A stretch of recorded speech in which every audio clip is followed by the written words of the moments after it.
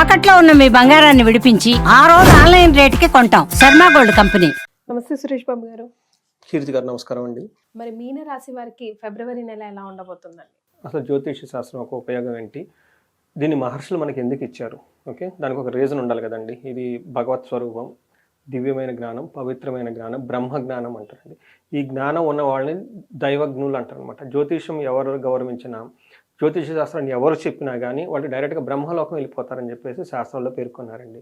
అట్లానే రాజులు ఈ శాస్త్రాన్ని కనుక ఆదరణ చేస్తే, అంటే పెద్ద పెద్ద బిజినెస్ పీపుల్ కానీ రాజకీయ నాయకులు వాళ్ళు కనుక పోషించగలిగితే వాళ్ళు కష్టపడి సాధించుకుంటారండి. ఫలం కానివ్వండి, లేదంటే పొలాలు కానివ్వండి, లేకుంటే కీర్తి ప్రదేశాలు అవి వేరే వాళ్ళు దోచుకొని పోరంటండి. మనం చూస్తుంటుంటాం కదండి, 5 సంవత్సరాలు బాగా అధికారంలో ఉంటారు, నెక్స్ట్ 5 సంవత్సరాలు జైల్లో వెళ్ళిపోయి భయపడుతూ ఉంటారు. కారణం ఏమంటారండి, జ్యోతిష శాస్త్రాన్ని వాళ్ళు ఆదరిస్తే ఇలాంటి జరగవు అని చెప్పేసి మన శాస్త్రాలు చాలా క్లీన్గా ఉందండి. ఎందుకంటే వశిష్ఠ మహర్షి కూడా ఆస్ట్రాలజర్ అండి, రాములు వారి దగ్గర గురువు అండి అనమాట. అందుకని చెప్పేసి ఈ శాస్త్రాన్ని ఆదరించటం, నమ్మటం, తర్వాత వినటం, అట్లీస్ట్ తెలుసుకుంటే సగం కష్టాలు పోతాయని చెప్పేసి రెమెడీస్ అందులో ఉన్నాయండి. అందుకని ఇది ఎందుకు అవసరం అంటే, ధర్మార్థ కామ మోక్షాలు సాధించడం అనేది భూమి మీద పుట్టిన ప్రతి మనిషికి చేసే పని అండి. అది ఏ కంట్రీ కానీ, ఏ రిలీజియన్ కానీ, ఎవరైనా కానీ ధర్మము, అర్థము, కామము, మోక్షం చుట్టే ఉంటుంది. ఇవి సాధించేటప్పుడు కొన్నిసార్లు చాలా పాజిటివ్గా ఉంటుంది, కొన్నిసార్లు చాలా టఫ్గా ఉంటుంది, ఇబ్బందులు ఫేస్ చేస్తారు. ఈ జ్యోతిష జ్ఞానం ద్వారా అవి ముందుగానే తెలుసుకొని ఎలాంటి పరిహారాలు ద్వారా కనుక చిట్కాలు మనం పాటిస్తే వాటిని కూడా మనం అధిగమించి ముందుకెళ్ళొచ్చు అని జ్యోతిష శాస్త్రం వివరించబడిందండి. దీన్ని ప్రతి ఒక్కరు సద్వినియోగం చేసుకోవాలని చెప్పేసి మనం కోరుకుందామండి. ఇంకా చాలామందికి తెలవనేమంటేనండి, ఈ రాశి ఫలాలు దేవుళ్ళు కూడా వింటారండి, వాళ్ళకు కూడా ప్లానెట్స్ ఉంటాయండి. అంతేకాకుండా సూక్ష్మ రూపంలో ఉండి ఎంతోమంది యక్షలు, కిన్నెలు, కింపురుషులు అంటారు కదండి, సెమీ గాడ్స్, డాడ్స్ అండి, అలా భూత ప్రచారం మనకు తెలవకుండా ఎన్నో ఉంటాయండి మన చుట్టూ, కొన్ని వేల కోట్లు ఉంటాయి. అవి కూడా వింటూ ఉంటాయండి, వాళ్ళకు కూడా మాకు ఎలా ఉంది అని తెలుసుకుంటూ ఉంటారండి, అనుకూలంగా ఉంటుందని చెప్పేసి. అందుకని ఇలాంటిది గొప్ప ఈ అవకాశం మాఘమాసంలోనూ మనం అందులో ఫిబ్రవరి మంత్లో రాశి ఫలాలు చెప్పుకుంటున్నాము. మీ ముఖంగా కీర్తి గారు మాకు అదృష్టం, అలానే మీకు అదృష్టం. మనకి సుమన్ టీవీ ఒక ప్లాట్ఫామ్ ఇచ్చినందుకు వాళ్ళకు కూడాను అష్టైశ్వర్యాలు కలగాలి, ఇది ఉన్న వాళ్ళకి కూడా వాళ్ళ బాధలన్నీ పోవాలని ఒక నమస్కారంతో, ఒక ప్రార్థనతో మనం స్టార్ట్ చేద్దామండి. మనం మీన రాశి కనుక చూసుకుంటేనండి, ఇందులో పూర్వభాద్ర 4వ పాదం, ఉత్తరాభాద్ర 1, 2, 3, 4 పాదాలు, రేవతి 1, 2, 3, 4 పాదాలు అంతా మీనరాశిలో ఉంటాయండి.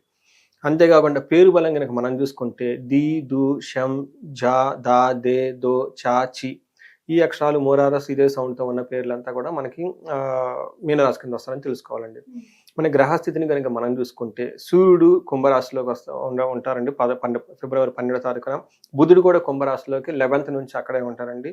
శుక్రుడు మీనరాశిలో జనవరి 28 నుంచి ఆల్మోస్ట్ మే ఫుల్ మంత్ అంతా కూడా అక్కడే ఉంటారండి. అంతేకాకుండా కుజుడు మిథున రాశిలోకి ఏప్రిల్ 3 వరకు ఉంటారండి. జనవరి 1 మిథున రాశిలోకి ఎంటర్ అవుతున్నారు. ఈ యొక్క గ్రహస్థితిని బట్టి మీనరాశి వాళ్ళకు చూసుకుంటే ఈ పర్టికులర్ మంత్ వీళ్ళు కూడాను ఏలినాటి శని ప్రభావంతో ఉండి కొంచెం ఇబ్బందులు పడుతున్నారండి. కానీ ఫిబ్రవరి మంత్ వీళ్ళకి చాలా అనుకూలంగా ఉండే అవకాశం ఎక్కువగా ఉంది. వీళ్ళు పడుతున్న ప్రాబ్లమ్స్ నుంచి కొంచెం ఉపశమనం వచ్చే అవకాశం ఎక్కువగా ఉంటుంది. ఈ టైం వీళ్ళు చక్కగా జాతరలు కానివ్వండి, పెళ్ళిళ్ళు కానివ్వండి, ఫంక్షన్లు ఇవన్నీ అటెండ్ అయ్యే అవకాశం ఎక్కువగా ఉంది. ఇది మాఘమాసం కాబట్టి ఇలాంటి అవకాశం వచ్చినా కానీ చక్కగా వినియోగించుకుంటే బాగుంటుంది. మనం టెక్నికల్గా కనుక చూస్తే మనకి మహర్షులు ఏం చెప్తారంటేనండి, విత్తలాభం రిపప్రయం పుష్టిం అఖిల విషయ భోగం అని చెప్తారు. అంటే అన్ని విషయాల్లో చాలా చక్కగా ఎంజాయ్ చేస్తూ ఉంటారు, పుష్టిగా ఉంటారు. శత్రువులతో అప్పటిదాకా వీళ్ళకి ఇబ్బంది పెట్టిన వాళ్ళు ఉంటే కూర్చొని సామరస్యంగా మాట్లాడుకొని ఒక కంక్లూజన్కి వచ్చే అవకాశం ఎక్కువగా ఉంటుంది. అంతేకాకుండా ధన ప్రవాహం కూడా చాలా ఎక్కువ ఉండే అవకాశం ఎక్కువగా ఉంటుంది. అయితే సూర్యుడు మారిన తర్వాత ధనఛేదము, ఉన్న డబ్బు ఖర్చు అయిపోయే అవకాశం ఎక్కువగా ఉంటుంది. కానీ అఖిల విషయం భోగం అన్నిట్ల విషయంలో చక్కగా బాగానే ఉంటుంది. ఇప్పటిదాకా మనం చెప్పుకునే విషయాల్లో బాగుంటుంది.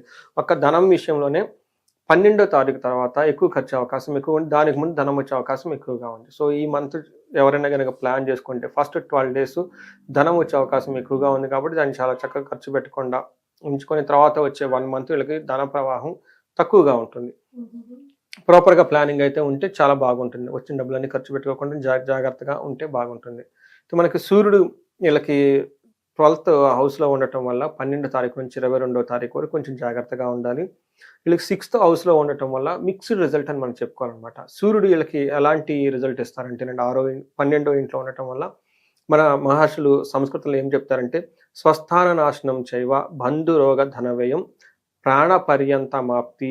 ఓకే, రవి అవమానం జరిగే అవకాశం ఎక్కువగా ఉంటుంది 12వ ఇంట్లో ఉండడం వల్ల. అంటే ఏం చెప్తారంటే స్వస్థాన నాశనం చేయవా. ఇప్పుడు దాకా కనుక ఏదైనా ఒక పని, ఒక పొజిషన్, ఒక మంచి ప్లేస్లో ఉంటే ఈ టైంలో వాళ్ళకున్న ప్లేస్మెంట్స్ ప్రాబ్లం వచ్చేసి కొంచెం స్థాన చలనం అయ్యే అవకాశం ఎక్కువగా ఉంటుంది. లేదంటే ప్రమోషన్స్ రావటం, వాళ్ళ యొక్క ఉద్యోగంలో ఒడిదుడుకులు ఉండే అవకాశం చాలా ఎక్కువగా ఉంది. కేర్ఫుల్గా ఉండాలి.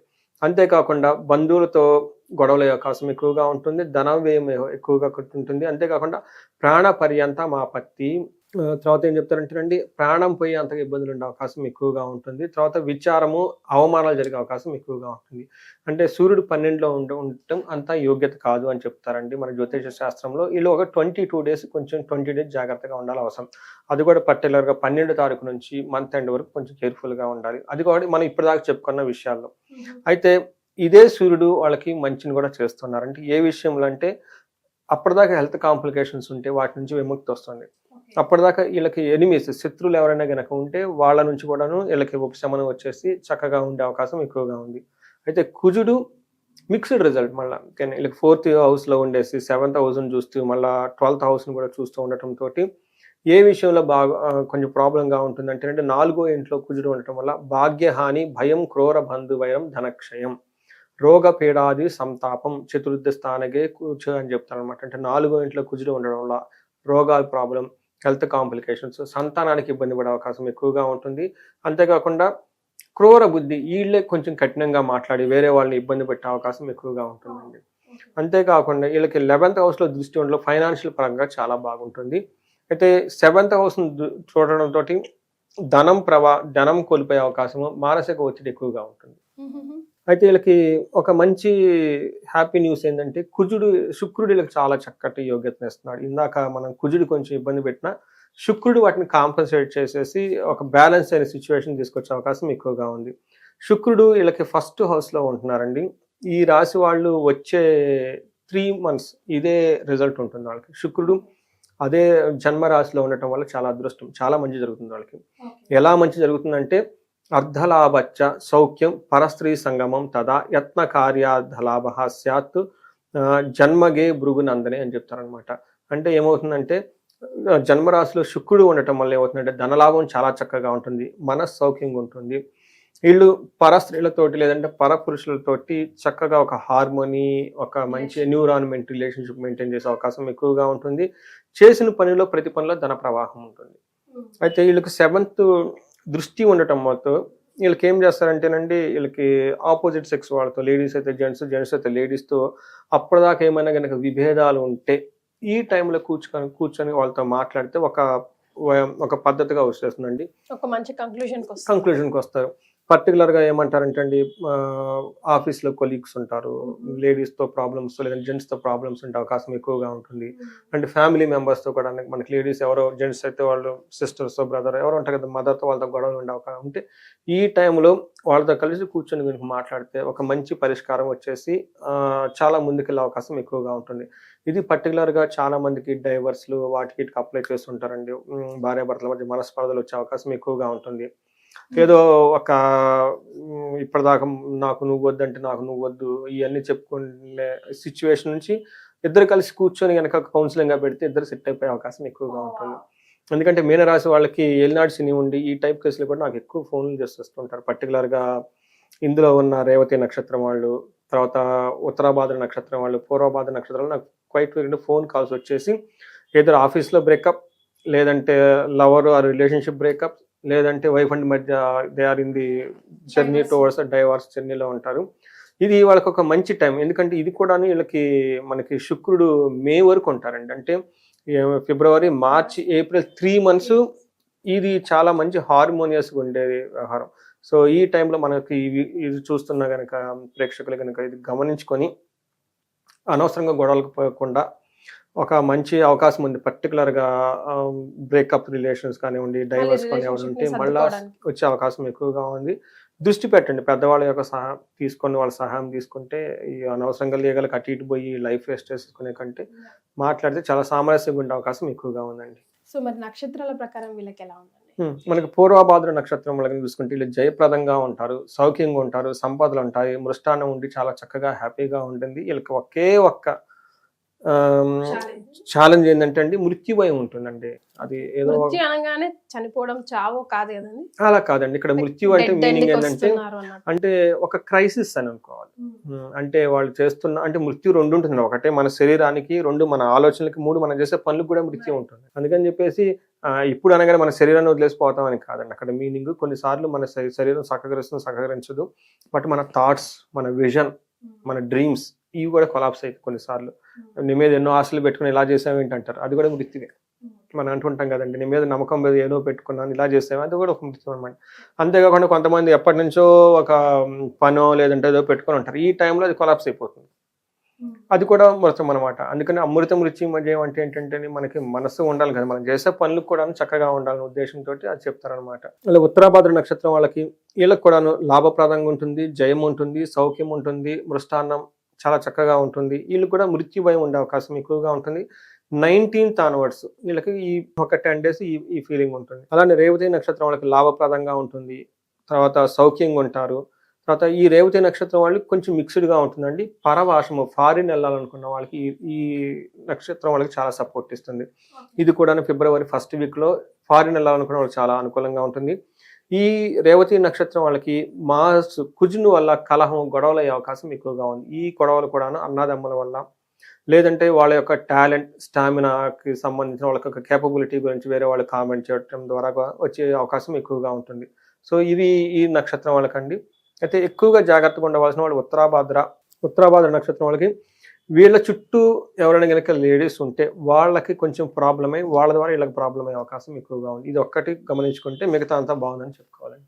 ఓకే, సో మరి వీళ్ళందరికీ రెమెడీస్ అండి? ఒక రకంగా ఈ రాశి వాళ్ళకి ఎలాంటి రెమెడీ అవసరం లేదు, ఎందుకంటే ఓవరాల్గా అంతా బాగుంది. బట్ ఏదైనా కనుక రెమెడీ కనుక చేసుకోగలిగితే వీళ్ళకి కుజుడికి సంబంధించి రెమెడీ చేసుకుంటే చాలా బాగుంటుంది. మంగళవారం రోజున కందులు కనుక దానం చేస్తే చాలా బాగుంటుంది. అంతేకాకుండా కుజుడికి సంబంధించి సుబ్రహ్మణ్యేశ్వర స్వామిని ఆరాధన చేసినా కానీ, లేదంటే సుబ్రహ్మణ్యేశ్వర స్తోత్రం చదువుకున్నా కానీ చాలా బాగుంటుంది.